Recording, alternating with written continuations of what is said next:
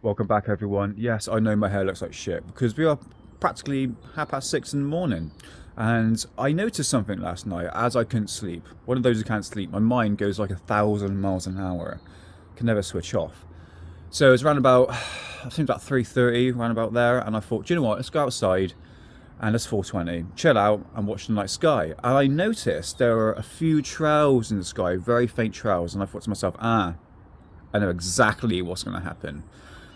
And this seems to be a very reoccurring thing. It's kind of, I wouldn't say it's rare, but I have seen it in the past. As soon as you get in trails around about 4 o'clock in the morning or 5 o'clock, you're going to get this. You're going to get a bunch of trails in the sky. Now, I don't know if that's something meteorological. Did I say that right? Or is it part of the spraying program, as one would say? But if you ever look at that trail there, okay, look how fat it is. It's something that Bonnie Blue would ride, you know what I mean, or sit on. And I'm not jealous, by the way. In terms of these trails, now you know I've been looking back through old books on cloud formations, and it does show these trails, which are called back then condensation trails. But it's nothing like this. Nothing how big hashtag Bonnie Blue, not jealous, how big and fat these trails are getting. So you really got to think days like this. Can't really find it in any of my books except for this in the 1960s. Okay, but they don't spread out like this. Do you know what I mean? So we got to take that into consideration. So as the government has approved funding for the spraying of our skies without your consent, I think it's worth now to keep your eyes to the skies like I do every day. I like my camera does. The camera's doing a very good job at the moment, keeping an eye on the skies, and it's very crystal clear in 4K footage. So we can see what these trails are actually doing.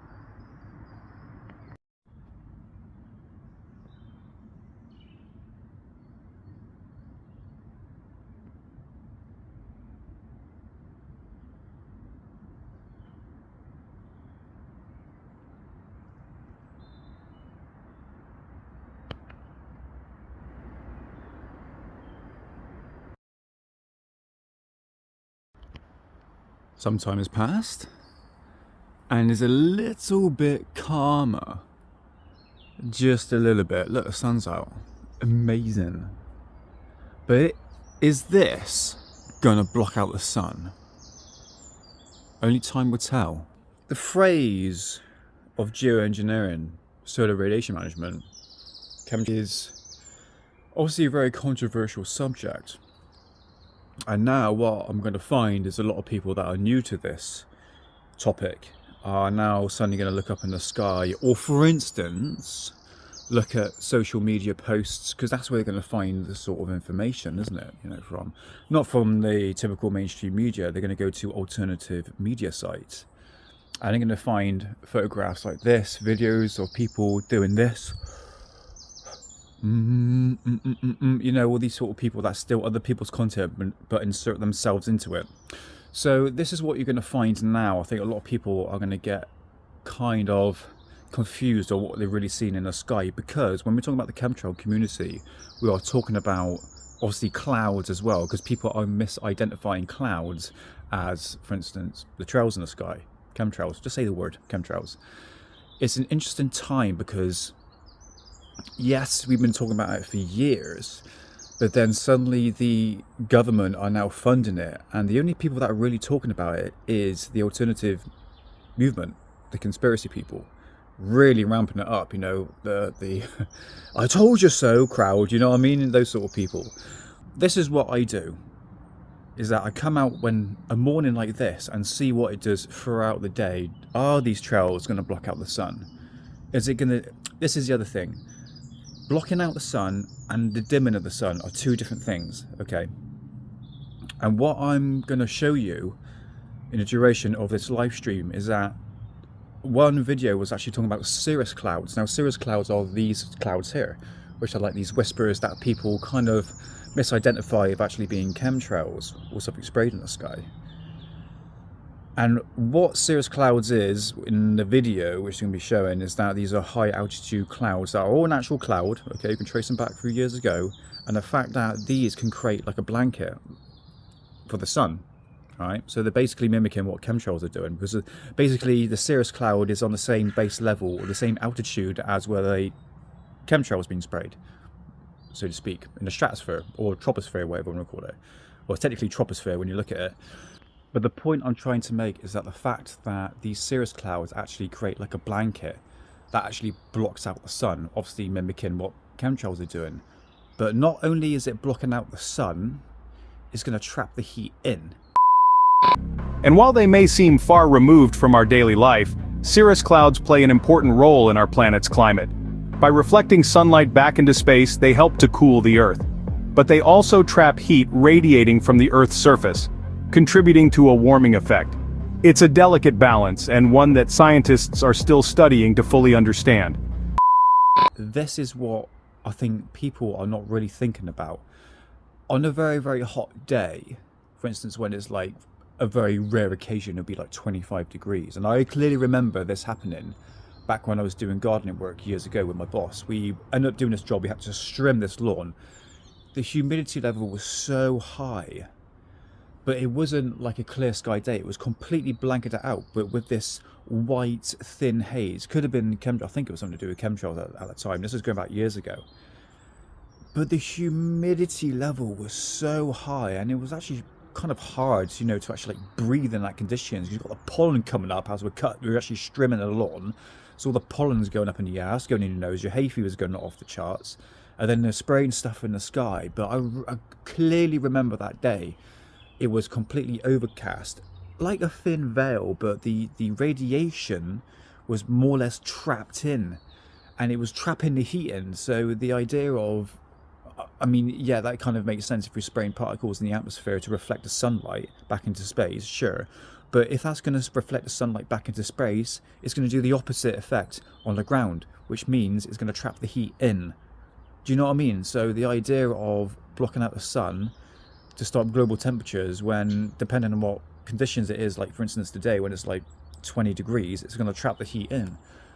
But going back to what is happening today is that all these trails we're seeing in the sky at the moment, we're coming up to 9:10 in the morning, and so far the morning was bad, but it's looking a little bit clearer. Now we should see what happens through the rest of the day. Now, bear in mind, everything that I've seen this morning is going to travel down northeast, southwest, and it's going to affect that part.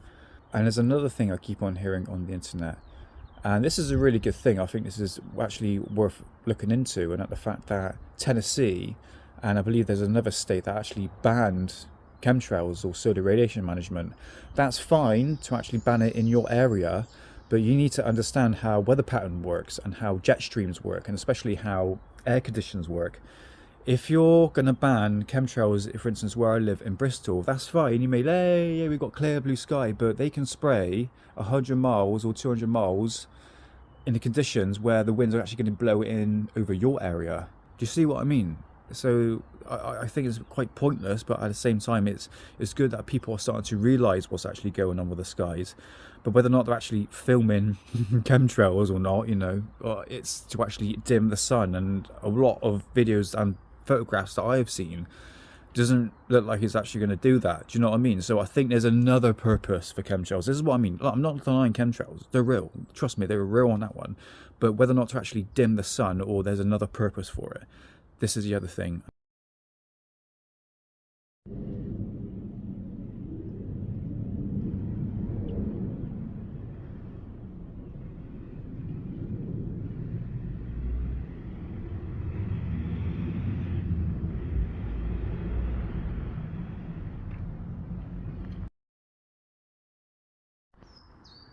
today is just getting stranger. Look at this. You've got another halo going around to the second one. Look at that. That's crazy. I've never seen that before.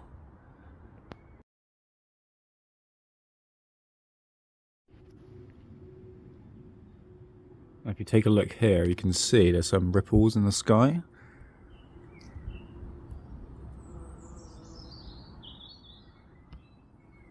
One would say they're beaming the frequencies, or it means there's a change in weather. If you look at some of the old books on the same phenomena what we see in here. But nevertheless, I find this really interesting. I have never seen that before. Obviously we have the common rainbow ring going around the sun, but the secondary one, and you can see they're still making their rounds. It's a very interesting day. I love days like this. I never get paranoid about it, but nevertheless, it's interesting. Let's see what the rest of the day does.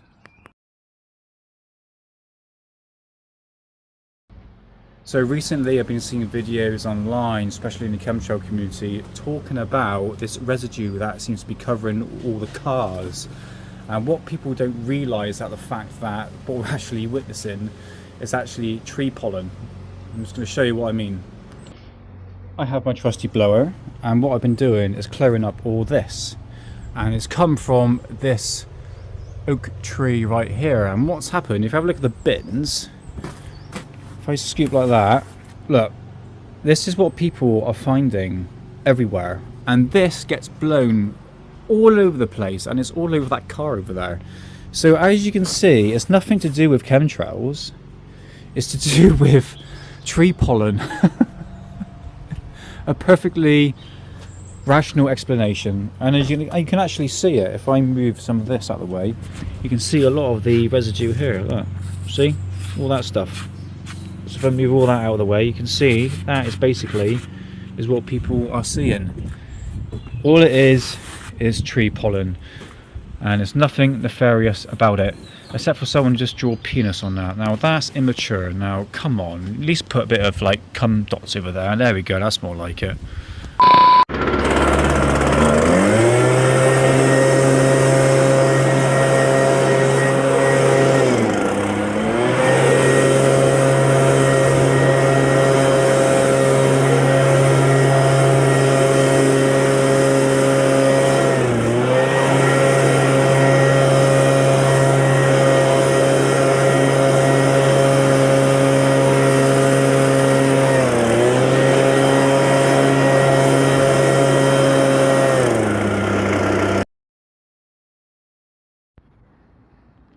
Now this is the sky in the evening. Now before, I was mentioning about those ripple effects we've seen in the sky. Some people say it's to do with HAARP clouds, the frequencies being beamed throughout the sky, or it could be known as billow clouds, okay? And this is what we're seeing here at the moment. This is otherwise known as altocumulus, if you want to go a bit technical, okay? It is an actual cloud, okay? And this is what we have at the moment. Now maybe, well, I'm pretty sure that this is a sign of change of weather. And this is going by all the books that I've been buying on cloud formations to really understand weather, because being a chemtrail believer, I need to be very careful what I'm actually seeing in the sky, because a lot of people actually have been filming basically clouds and saying that this cloud is unusual, I've never seen it before. Well, if you just do a bit of research like I have, especially through old books, not the internet, you can see that these clouds have happened before, especially these ripple clouds that people being blamed on HAARP, and it's a relatively new phenomena. Well, unfortunately, no, it's been going on for a very, very long time. And especially the ring around the sun. But nevertheless, it's been a very interesting day, and now we're coming to the pretty much into the evening now. So this is my analysis of the day. Oh, by the way, I have been tracking the aircraft throughout the day, and I can clearly see that these are commercial airlines. Some of them, and I would say 80% of the planes that I've been seeing in the sky today have not been showing up on Flight Tracker, which would be the Flight 24 app. I have to admit, it's a 50-50 thing. Some of them do show up, on the flight tracker, and some of them don't. And we're talking about the ones that actually persist, ones that actually spray and so-called spread. Look at the birds, lovely. So there we go. This is what I do. I have been doing this for the past 3 years. If you go to my Cosmic Twilight channel, which sounds extremely gay now, I'm going to change the name at some point in the near future. And this is what I've been doing for the past 3 years, analysing the sky, see what these trails actually do. And today has been quite horrendous, actually one of the worst ones I've seen in quite a number of years, actually, especially this morning. So yeah, there we go. Should we just get on with the show, because I fucking blabber on about chemtrails a lot, do I?